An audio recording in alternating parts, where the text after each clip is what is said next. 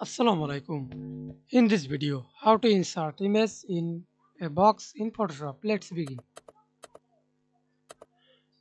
First of all, create a new layer, then go to File, Open and open your image. I use this image, then right click, use for this selection. I use this, hold,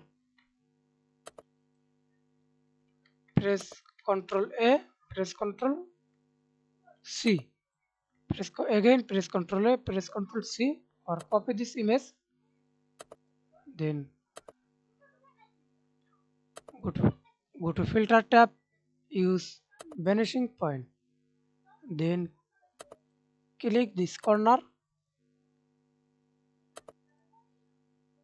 selection this corner, then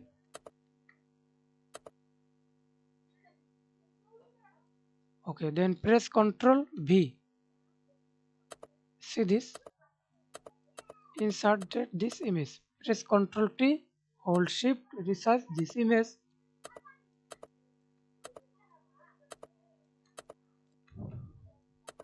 Then